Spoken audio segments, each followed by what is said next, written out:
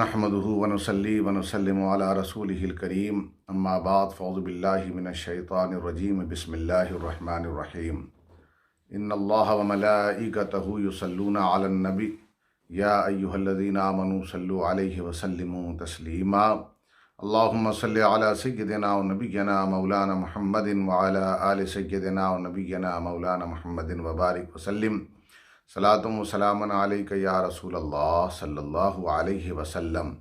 اللہ تبارک و تعالیٰ نے قرآن مقدس میں سورہ بنی اسرائیل میں ارشاد فرمایا، بسم اللہ الرحمن الرحیم، وَقَضَىٰ رَبُّكَ أَلَّا تَعْبُدُوا إِلَّا إِيَّاهُ وَبِالْوَالِدَيْنِ إِحْسَانًا إِمَّا يَبْلُغَنَّ عِندَكَ الْكِبَرَ أَحَدُهُمَا أَوْ كِلَاهُمَا فَلَا تَقُل لَّهُمَا أُفٍّ وَلَا تَنْهَرْهُمَا قَوْلًا كَرِيمًا۔ کہ اللہ تبارک و تعالیٰ نے قرآن مقدس میں ارشاد فرمایا کہ اللہ کا حکم ہے، اللہ کا فیصلہ ہے۔ قضا کے معنی حکم بھی ہے، قضا کے معنی فیصلہ بھی ہے۔ اللہ کا حکم ہے کہ اللہ کی عبادت کرو، یہ اللہ نے فیصلہ فرما دیا کہ اللہ کی عبادت کی جائے، اور وبالوالدین احسانہ، اور والدین کے ساتھ نیکی کی جائے۔ ان میں سے اگر دونوں یا ایک عمر کو پہنچ گئے، اور ایسی صورت میں جب عمر کو پہنچ جائیں، بڑھاپے کو پہنچ جائیں، آپ کے مقدر میں اگر والدین دونوں بوڑھے ضعیف ہوں تو دونوں کا احترام کیجیے۔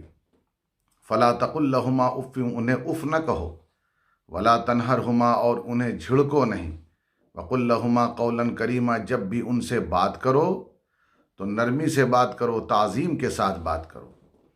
اگر والدین تمہارے مقدر میں اور ان کا بڑھاپا آیا اور خدمت کا موقع ملا، تو اگر ایک کی خدمت کا موقع ملے تو ایک کے ساتھ وہی سلوک، دونوں کی خدمت کا موقع ملے تو دونوں کے ساتھ وہی سلوک۔ دیکھیے، یہ بہت بڑی آیت ہے کہ اللہ کا فیصلہ، اللہ کا حکم، وَقَضَىٰ رَبُّكَ أَلَّا تَعْبُدُوا إِلَّا إِيَّاهُ، اللہ نے اپنی عبادت کے ساتھ والدین کی تعظیم کا تذکرہ کیا، والدین کے احترام کا تذکرہ کیا۔ وجہ کیا ہے؟ یاد رکھیے گا، وجہ یہ ہے کہ اللہ تبارک و تعالی خالق ہے تمہارا، مگر وسیلہ خلقت تمہارے والدین ہیں، یعنی جن کے وسیلے سے اللہ تعالیٰ نے تمہیں وجود بخشا ہے، تو اس لیے ان کا احترام کیا جائے۔ اللہ کا فیصلہ ہے، اللہ کے فیصلے پر عمل کرنا چاہیے، اور اللہ کے فیصلے کے سامنے کوئی کھڑا نہیں ہو سکتا۔ یاد رکھیے گا، اللہ نے فیصلہ کر لیا۔ کیا فیصلہ کر لیا؟ کہ اللہ نے فیصلہ یہ کر لیا کہ حضرت عیسیٰ علیہ السلام بغیر باپ کے پیدا ہوں، تو سبحانہ اذا قضا امرا فانما یقول له کن فیکون، اللہ کے ایک کن سے ہر چیز ہو جاتا ہے، جو چاہتا ہے وہ ہو جاتا ہے۔ تو اللہ کا فیصلہ تھا کہ عیسیٰ بغیر باپ کے پیدا ہوں، تو بغیر باپ کے پیدا ہوئے۔ اللہ تبارک و تعالی نے فیصلہ کر لیا۔ کیا فیصلہ کر لیا؟ کہ دیکھیے کہ موسیٰ علیہ السلام کے تعلق سے، کہ موسیٰ علیہ السلام پیدا ہوں گے اور فرعون کی ہلاکت کا سبب بھی بنیں گے، لیکن یاد رکھیے گا، فرعون نے پوری طاقت لگا دی، اور پوری طاقتور تھا، اور اس نے اس طاقت پر اور طاقت لگائی، پورا زور لگا دیا، اپنی ساری انٹیلیجنس کو جو ہے ایکٹیو کر دیا، کہ کوئی بھی بچہ بنی اسرائیل میں جب پیدا ہو فوری طور پر اسے قتل کر دیا گیا۔ اور آپ اندازہ لگائیے، ہر طرف سے گھیرا بندی کر دی گئی، مگر فیصلہ اللہ کا تھا۔ تو دیکھیے، فیصلہ جب کیا کہ موسیٰ پیدا ہوں، تو حضرت موسیٰ پیدا ہوئے، اور موسیٰ کی حفاظت ہو تو حضرت موسیٰ علیہ السلام کی حفاظت ہوئی۔ اور دیکھیے، حضرت موسیٰ علیہ السلام کی والدہ خوف زدہ تھی، وَأَوْحَيْنَا إِلَىٰ أُمِّ مُوسَىٰ أَنْ أَرْضِعِيهِ فَإِذَا خِفْتِ عَلَيْهِ فَأَلْقِيهِ فِي الْيَمِّ وَلَا تَخَافِي وَلَا تَحْزَنِي إِنَّا رَادُّوهُ إِلَيْكِ وَجَاعِلُوهُ مِنَ الْمُرْسَلِينَ، کہ ہم نے موسیٰ کی ماں سے کہا تم دودھ پلاؤ، اور تمہیں اگر موسیٰ علیہ السلام کی جان کا خوف ہے تو بے خوف ہو کر کے دریا میں ڈال دو۔ فَأَلْقِيهِ فِي الْيَمِّ، ڈال دو دریا میں، ولا تخافی ولا تحزنی، مت ڈرو، مت خوف کرو، مت رنج کرو، انا رادوہ الیک، اللہ نے فرمایا کہ میں اسے تیری طرف لوٹاؤں گا، یعنی حضرت موسیٰ کو ان کی والدہ کی طرف لوٹاؤں گا، اور اسے میں رسول بناؤں گا، یعنی یہ رسول بنے گا۔ اب اندازہ لگائیے کہ جب اللہ تبارک و تعالیٰ نے فیصلہ کیا اور حضرت موسیٰ علیہ السلام کی والدہ سے کہا کہ اسے دریا میں ڈال دو، حضرت موسیٰ علیہ السلام کی والدہ نے ایک صندوق میں رکھ کر کے حضرت موسیٰ کو دریا میں ڈال دیا۔ دریا کا بہاؤ تھا کسی جانب اور اپوزٹ سائڈ پر، بہاؤ کے اپوزٹ وہ صندوق جا رہا تھا۔ یعنی عام طور پر کوئی چیز دریا میں ریور میں ڈال دیا جائے تو جدھر وہ رن کرے گا، جدھر بہے گا، اسی طرف سامان بھی بہے گا، مگر حضرت موسیٰ علیہ السلام کا صندوق ایسا نہیں ہو رہا تھا۔ ان کے صندوق کے ساتھ یہ ہو رہا تھا، وہ اپوزٹ سائڈ میں جس میں حضرت موسیٰ علیہ السلام تھے وہ اپوزٹ سائڈ میں بہہ رہا تھا۔ ذرا غور کیجئے، اور اپوزٹ سائڈ میں جب وہ بہہ رہا تھا تو آخر اللہ تعالیٰ بتانا کیا چاہ رہا؟ اللہ یہی بتانا چاہ رہا ہے کہ موسیٰ دریا کے بہاؤ سے نہیں جا رہے ہیں، دریا انہیں لے کر نہیں جا رہا ہے بلکہ انہیں خدا لے کر جا رہا ہے۔ جب خدا کسی کی حفاظت کا انتظام کرتا ہے تو ایسے ہی کرتا ہے۔ دوستان محترم ذرا غور کیجئے، فرعون کی ساری انٹیلیجنس فیل ہو گئی، اس کی ساری طاقت فیل ہو گئی، اور تکبر کا جب بھی تصور لیا جاتا ہے تو یاد رکھیے گا وہ صرف وہ تصور سب سے پہلے فرعون پر جاتا ہے کہ فلاں شخص بڑا فرعون صفت ہے، یعنی کوئی بہت مغرور ہو جائے تو اس کے لیے یہ لفظ استعمال کیا جاتا ہے۔ اس کا غرور اللہ نے خاک میں ملا دیا کہ حضرت موسیٰ علیہ السلام پیدا ہوئے اور حضرت موسیٰ علیہ السلام اسی محل میں سانس لے رہے تھے جس محل میں فرعون خود سانس لے رہا تھا۔ اب ذرا غور کیجئے وجہ کیا تھی؟ وجہ یہ تھی کہ یہ اللہ کا فیصلہ تھا۔ اللہ تبارک و تعالیٰ کے فیصلے کے سامنے، اللہ کے حکم کے آگے کوئی کھڑا نہیں ہو سکتا۔ آپ دیکھیے اللہ تبارک و تعالیٰ کا فیصلہ ہے۔ اللہ نے فیصلہ فرمایا انی جاعل فی الارض خلیفہ، کہ میں زمین پر ایک خلیفہ بنانے والا ہوں۔ یہ اللہ کا فیصلہ تھا، اور اللہ نے فیصلہ کیا کہ وہ خلیفہ کوئی اور نہیں آدم ہوں گے۔ جب حضرت آدم علیہ السلام کے تعلق سے اللہ نے یہ فیصلہ کیا کہ میں آدم کو خلیفہ بناؤں گا، آدم کو نائب بناؤں گا، آپ ذرا غور کیجئے تو پھر ایسی صورت میں آدم کو خلیفہ بنانے کی بات جب سنی، آدم کو خلیفہ بنانے کی بات جب سنی، کس نے؟ ابلیس نے۔ اس وقت وہ عابد بھی تھا، اس وقت وہ متقی و پرہیزگار تھا، بڑا طاقتور تھا اور بڑی پوزیشن تھی، بہت بڑی پوزیشن پر وہ فائز تھا، لیکن اس کے بعد اسے بہت زیادہ تکبر اور نخوت بھی، اپنی عبادت کا بڑا غرور تھا۔ اس نے اللہ کے سامنے جا کر کے کہا خلقتنی من نار و خلقتہ من طین، یعنی fire is more powerful than sand, تو نے مٹی سے انہیں بنایا، مجھے آگ سے بنایا۔ You have created me by fire and you created ہم بائی سینڈ، اور اس کے بعد تو اسے خلیفہ بنا رہا ہے اور مجھے چھوڑ رہا ہے۔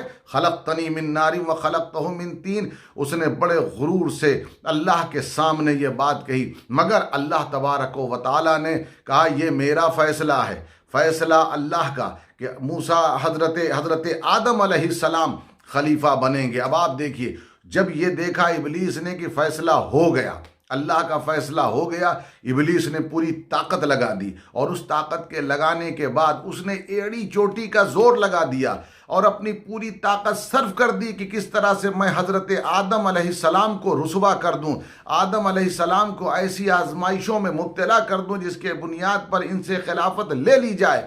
مگر چونکہ اللہ کا فیصلہ تھا، ابلیس ایڑی چوٹی کی طاقت لگانے کے باوجود بھی محروم رہ گیا، اور آدم علیہ السلام خلیفہ بن کر رہے، آدم علیہ السلام عزت دار بن کر رہے، اللہ نے انہیں عزت و شرف عطا فرمایا۔ اب آپ اندازہ لگائیے، اب یہ الگ بات ہے کہ لمبی بحث ہے کہ جو خلیفہ جو نیابت دی گئی وہ نیابت کس کی تھی، تو اس پر مفسرین اپنا جو کنکلوژن اور حاصل مطالعہ اور تفسیر کے اندر آ کر کہتے ہیں یہ نیابت جو تھی رسول اکرم صلی اللہ علیہ وسلم کی انہیں دی گئی تھی۔ بہرحال یہ ایک لمبی بحث ہے، مگر میں صرف بتانا یہ چاہ رہا ہوں کہ اللہ کا فیصلہ، اللہ نے فیصلہ فرما دیا۔ جب اللہ تبارک و تعالیٰ نے فیصلہ فرما دیا کہ یہ کام ہو تو اس کام کو کوئی روک نہیں سکتا۔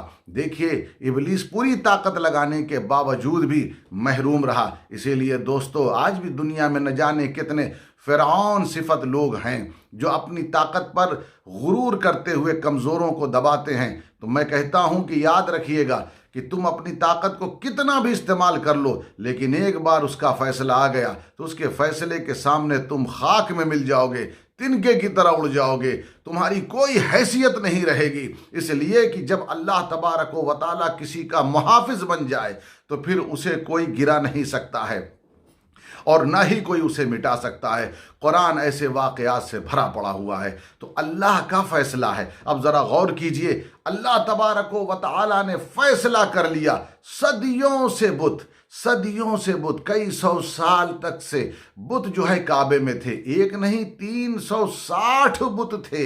اب اندازہ لگائیے، مگر ایک بار جب اللہ نے فیصلہ کر لیا کہ اب کعبے سے بت نکلیں گے، کعبے پر ان کا قبضہ ہو گیا تھا ان بتوں کا، ذرا غور کیجئے، مگر جب اللہ نے فیصلہ کر لیا کہ اب کعبے سے بت نکلیں گے، جب فیصلہ ہوا تو کعبے سے کیسے بت نکلیں گے؟ تو فیصلہ اس طرح ہوا کہ حضور آئیں گے اور یہ سارے بت جائیں گے۔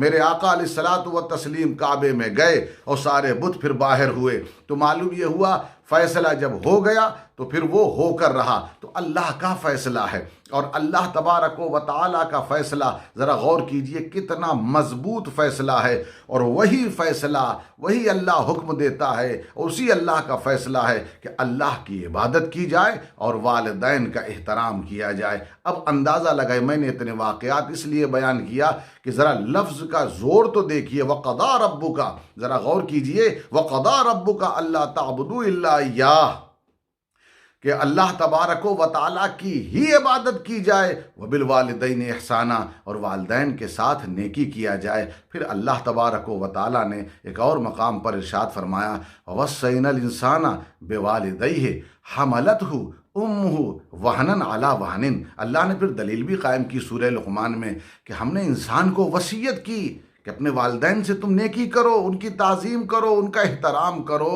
ذرا غور تو کرو کہ جب تم ماں کے پیٹ میں تھے، حالت حمل میں تھے، تو کروٹ اس نے تکلیفیں اٹھائی ہیں، کتنی بار وہنن علی وہنن، کتنی بار اس نے تکلیفیں، دکھ پر دکھ اٹھایا جب تم پیٹ میں تھے۔ ذرا غور کیجئے، اور سورہ احقاف میں بھی اسی انداز سے ارشاد فرمایا، حملتہ امہ کرہا ووضعتہ کرہا، کہ جب تمہیں ماں کے پیٹ میں اللہ نے رکھا تو اس ماں نے کروٹ تکلیف اٹھائی، اور بار بار تکلیف اٹھائی، کتنی بار تکلیف اٹھائی، اور ساتھ ساتھ اس وقت بھی شدید تکلیف اٹھائی جب اس نے تمہیں جنا ہے۔ تو یہ قرآن کہہ رہا ہے کہ ماں باپ کا احترام کرو، اسی لیے کہا جنت چاہیے ماں باپ کا احترام کرو، عزت چاہیے ماں باپ کا احترام کرو، شرافت چاہیے ماں باپ کا احترام کرو، ان ماں باپ کا احترام کرتے رہو، اور تم پر ان کا حق ہے۔ آقا علیہ الصلوۃ والتسلیم سے پوچھا گیا، یا رسول اللہ کب تک حق ہے؟ جب تک وہ زندہ رہیں؟ میرے آقا نے اس سے آگے بڑھ کر بتایا، میرے آقا نے فرمایا نہیں، اس وقت تک ان کا حق ہے جب تک تم زندہ رہو، یعنی کہ جب تک وہ زندہ ہیں تو ان کی تعظیم کرتے رہو، اور جب اس دنیا سے چلے جائیں تو جب تک تم زندہ ہو ان کے لیے استغفار کرتے رہو، ان کے لیے دعا مانگتے رہو، ان کے لیے ایصال ثواب کرتے رہو۔ اب ذرا غور کیجئے، ان کے لیے یشرع مغفرت بھی ہے، ان کے لیے مغفرت کی دعا بھی کرتے رہو۔ تو دوستان محترم، یہ اللہ کا فیصلہ ہے کہ اللہ کی عبادت کی جائے، والدین کا احترام کیا جائے۔ اگر تم چاہتے ہو کہ اللہ تعالیٰ تمہاری عبادتوں کو قبول فرمائے تو اپنے والدین کا احترام کرتے رہو۔ اللہ تعالیٰ ہم سب کو شریعت پر عمل کرنے کی توفیق عطا فرمائے، دین و دنیا اور آخرت میں بھلائی عطا فرمائے، اور مالک و مولا اس وبا سے، اس وبال سے نجات عطا فرما، ہر شر سے محفوظ فرما، سب کی دعاؤں کو اپنی بارگاہ میں قبول فرما، اور ہم سب کے روزوں کو قبول فرما، آگے کے روزوں کو ہم سب پر آسان فرما۔ وصلی اللہ تعالی علی خیر خلقہ محمد وآلہ واصحابہ اجمعین برحمتک یا ارحم الراحمین، وآخر دعوانا ان الحمد للہ رب العالمین۔